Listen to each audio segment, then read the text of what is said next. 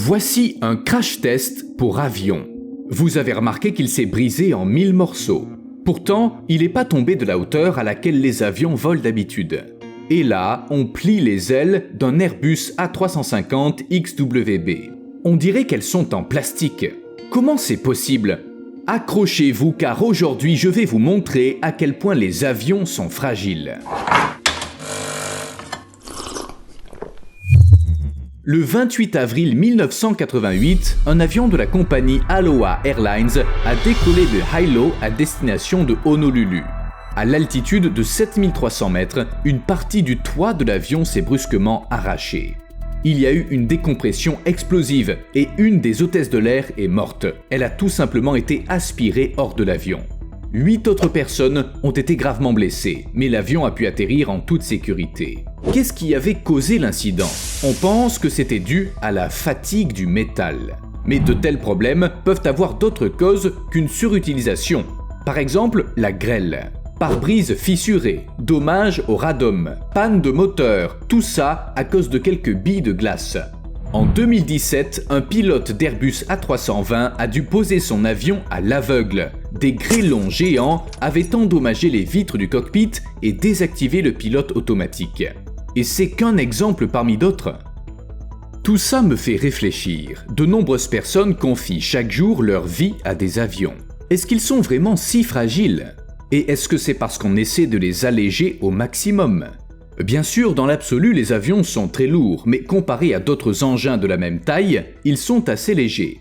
Plus la carrosserie est légère, plus il est facile pour le moteur de la soulever dans les airs, c'est logique. Logical. Mais la conception d'un avion est toujours une question de compromis entre réduction du poids et durabilité.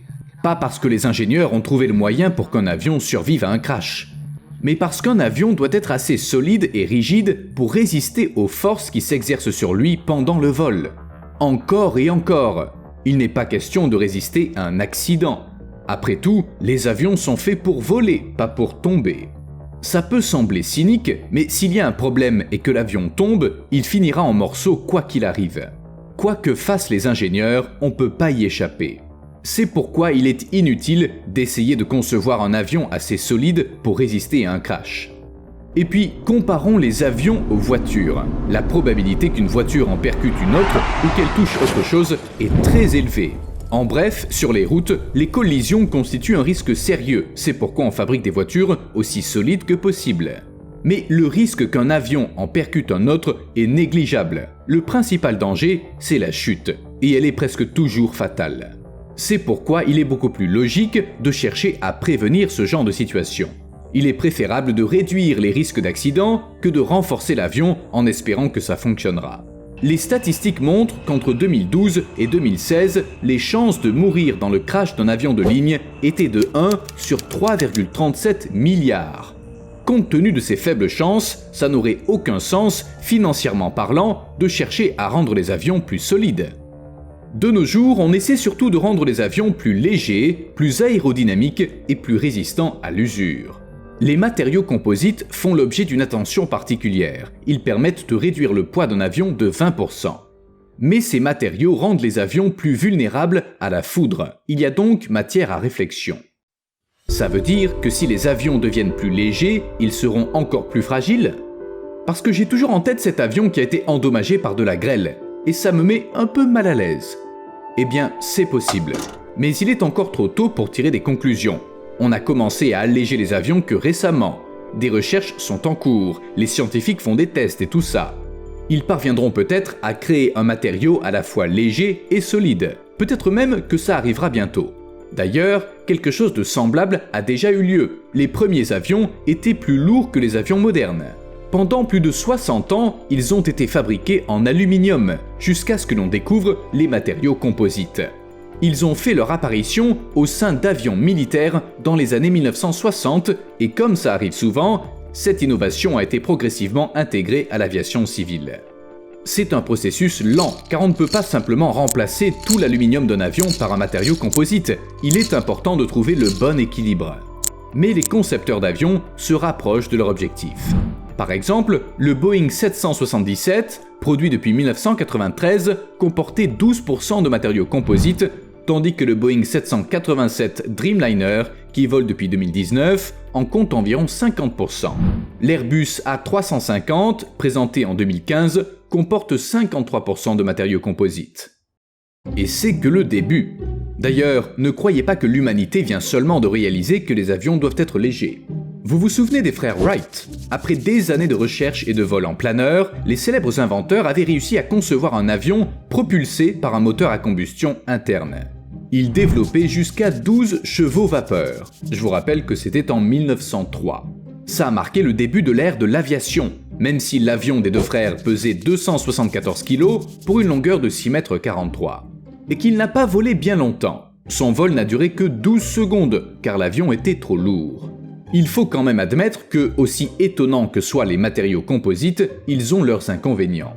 Oui, ils sont légers, mais il est beaucoup plus difficile de détecter les dommages causés à un fuselage en matériaux composites que s'il était en métal. Et ça peut avoir une importance capitale. Vous vous souvenez de l'avion au toit arraché? L'une des passagères a déclaré par la suite avoir remarqué une fissure dans le fuselage lors de l'embarquement, mais n'en avoir parlé à personne. Est-ce que cette fissure a pu causer le crash de l'avion? C'est fort possible. Avec des matériaux composites, détecter de tels dommages sans équipement spécial peut être tout simplement impossible. Ça signifie que les risques d'accident sont plus élevés.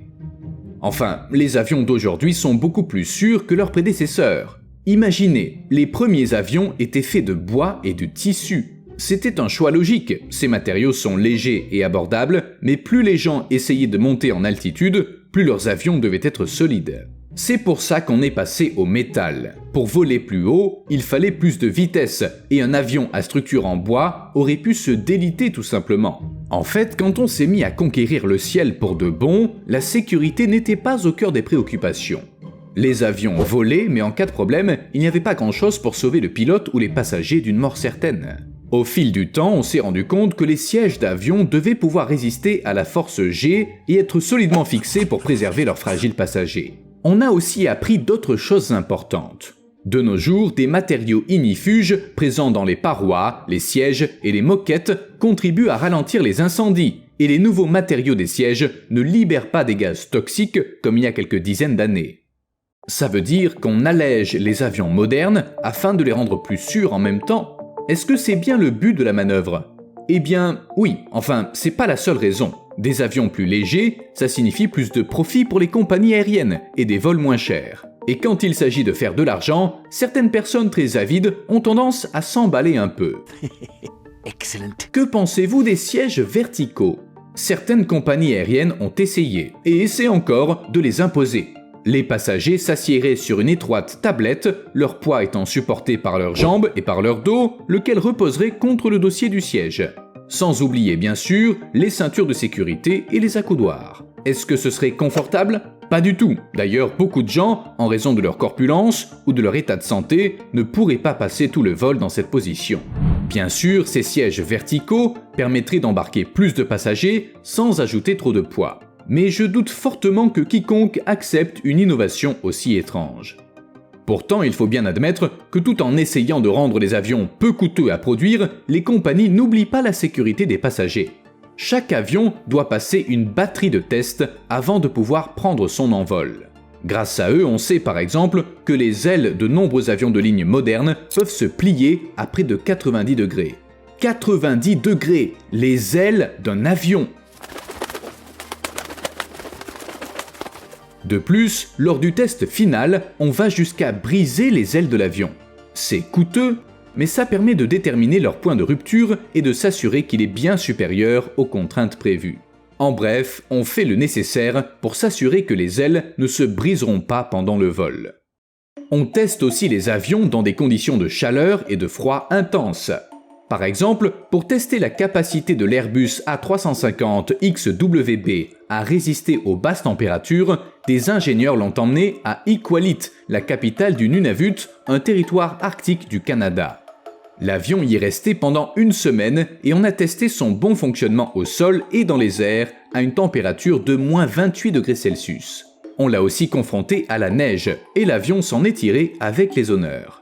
À quels autres dangers les avions peuvent être confrontés? Ah oui, la foudre. On les soumet aussi à de tels tests car en moyenne, chaque avion commercial est frappé par la foudre environ une fois par an. Les ingénieurs disposent même d'un générateur spécial qui produit des éclairs avec lesquels ils frappent l'avion à l'endroit voulu. Vous savez ce qui est le plus intéressant dans tout ça? Ces mêmes ailes, dont la souplesse nous effraie tant, elles ont de nombreuses qualités utiles. Elles sont fabriquées en matériaux composites, c'est-à-dire en fibre de carbone. Non seulement le carbone présente un meilleur rapport résistance-poids que les métaux traditionnels, mais il est aussi plus flexible. Et la forme des ailes améliore la stabilité aérodynamique. En d'autres termes, l'avion est plus aérodynamique et il subit moins de traînées en vol. Ça garantit une expérience de vol plus douce pour les passagers et ça limite les turbulences. En bref, les avantages l'emportent sur le côté intimidant. Après tout, les ingénieurs savent ce qu'ils font. Bien sûr, tout ça est passionnant, mais on pourrait pas trouver un moyen de sauver la vie des gens lors des accidents d'avion? Eh bien, de temps en temps, il surgit une idée qui semble bonne. Comme construire des avions dotés de compartiments spéciaux capables de se détacher du reste de l'appareil en cas d'urgence et d'atterrir en toute sécurité. Ça a l'air cool, non? Mais en pratique, ça l'est moins. D'abord, ce serait très coûteux. Et ensuite, même si on construisait de tels compartiments, ça ne sauverait la vie que d'un très petit nombre de passagers. Pourquoi? Tout dépend de la cause de la panne. Un compartiment détachable serait utile en cas de problème moteur. Mais ça se produit très rarement. Au cours des 10 dernières années, ces pannes ont représenté moins de 3% des accidents mortels. Les risques sont beaucoup plus élevés lors du décollage et de l'atterrissage. Près des 3/4 des décès dus à des accidents d'avion entre 2005 et 2014 sont survenus pendant ces deux phases de vol, selon les statistiques de Boeing. Un compartiment détachable aurait-il une utilité? Sans doute pas. De plus, lorsque l'avion décolle ou atterrit, il se trouve souvent près d'une zone habitée. Imaginez les conséquences si le compartiment tombe sur une maison. L'idée n'est donc pas mauvaise, mais elle ne fonctionnerait pas en pratique.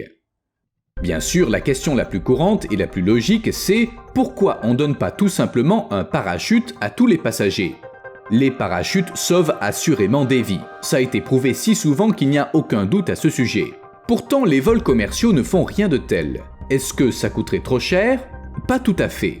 Selon les experts, il faut plusieurs minutes pour enfiler un parachute. Il faudrait donc que les passagers le portent pendant tout le vol, sinon ils n'auraient pas le temps de se préparer au saut. Et si vous avez déjà vu à quoi ressemble un parachute plié, vous pouvez comprendre que passer plusieurs heures avec un tel objet sur le dos serait très désagréable. Et les vols peuvent être sacrément longs. Mais supposons qu'on ne tienne pas compte du confort des passagers. Sauter en parachute demande du sang-froid, une certaine maîtrise et bien sûr de la force physique.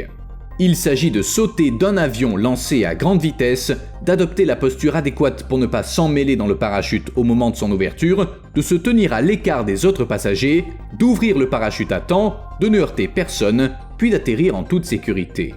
Les experts s'appuient sur des chiffres qui estiment qu'en moyenne, une personne aurait plus de chances de survivre à la chute d'un Boeing qu'en utilisant un parachute. Évidemment, c'est purement théorique, mais c'est tout ce dont on dispose. À plus.